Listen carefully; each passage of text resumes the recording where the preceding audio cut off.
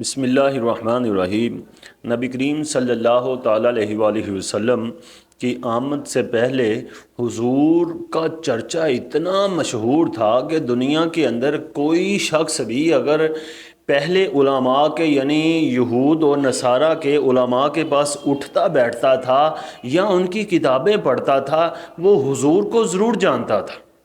حضور کی وضع قطع، حضور کی شکل و صورت، حضور کی سیرت، حضور کے خاندان، حضور کی جائے پیدائش، حضور کی جائے ہجرت کو ایسے پہچانتا تھا جیسے لوگ اپنے آپ کو اور اپنے بیٹوں کو پہچانتے ہیں۔ میں آپ کو ایک بات سناتا ہوں کہ نبی کریم صلی اللہ تعالیٰ علیہ وآلہ وسلم حضرت حلیمہ سعدیہ رضی اللہ تعالیٰ عنہا کے ہاں رہائش پذیر تھے کہ 2 سال ہو گئے، اور حضرت حلیمہ حضور کو واپس آپ کی والدہ کے سپرد کرنے چلی تو آپ کو ایک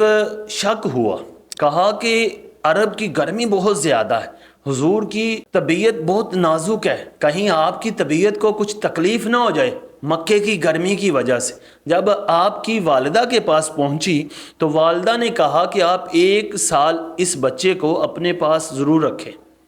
حضرت حلیمہ تو پہلے بھی چاہتی تھی کہ یہ کہیں نہ جائے، کیونکہ حضرت حلیمہ نے پہلے دن سے لے کر ان 2 سالوں میں پتہ نہیں کیا کیا دیکھا،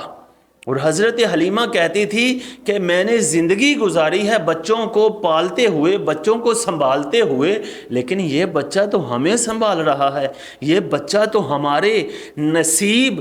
اچھے کر رہا ہے بھی حقیقت میں ایسا ہی تھا۔ حضرت حلیمہ ہی کیا، پوری دنیا کے نصیب اچھے کرنے والے حضور تھے۔ حضرت حلیمہ فرماتی ہیں کہ ایک دن مکے سے جب میں واپس آئی تو راستے میں حبشہ کے لوگوں نے مجھے دیکھا، اور میرے ساتھ جب حضور کو دیکھا تو انہوں نے حضور کو گھورنا شروع کر دیا، اور گھورتے گھورتے مجھے کہتے کہ اے حلیمہ اس بچے کو مجھے دے دو، یہ بچہ ہمارے سپرد کر دو، جو چاہو لے لو،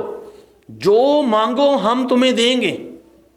اور پھر کہتے ہیں کہ کیا ان کے کندھوں کے درمیان کچھ ہے، اور ان کی آنکھوں کو کیا ہے، درد ہے؟ آپ نے فرمایا نہیں، درد نہیں ہے۔ اور پھر انہوں نے کہا کہ یہ بچہ ہمیں دے دو، چاہے ہم سے جو کچھ مرضی لے لو۔ آپ نے فرمایا نہیں، میں نہیں دوں گی، یہ بچہ میرے پاس امانت ہے، اور یہ بچہ تو میری دنیا اور آخرت سنوار رہا ہے۔ تو ان حبشیوں نے کہا کہ اس بچے کے اندر ایسی نشانیاں ہیں جو ہم نے پہلی کتابوں میں پڑھی ہیں، اور یہ بچہ وہی ہے، اور ہم نے پڑھا تھا کہ وہ مکے میں پیدا ہوگا اور وہ بہت ہی خوبصورت ہوگا۔ اور انہوں نے کچھ چند اور نشانیاں بیان کی۔ حضرت حلیمہ سعدیہ کہتی ہیں میں ان سے ڈر گئی کہ جو اتنا انعام دے رہے ہیں وہ کبھی ایسا نہ ہو کہ مجھ سے زبردستی حضور کو چھین لے، لیکن ایسا ہو نہیں سکتا تھا، کیونکہ حضور کا دبدبہ بہت تھا، چاہے چھوٹے تھے بچے تھے، لیکن حضور کا دبدبہ اتنا تھا کہ وہ حبشی حضرت حلیمہ کو کوئی نہ زیبا جملہ نہ کہہ سکے، کوئی دھمکی نہ لگا سکے، بلکہ ادب و احترام سے باتیں کرتے رہے، انعام دیتے رہے۔ لیکن حضرت حلیمہ سعدیہ اب حضور کی محبت کی وجہ سے ڈر گئی،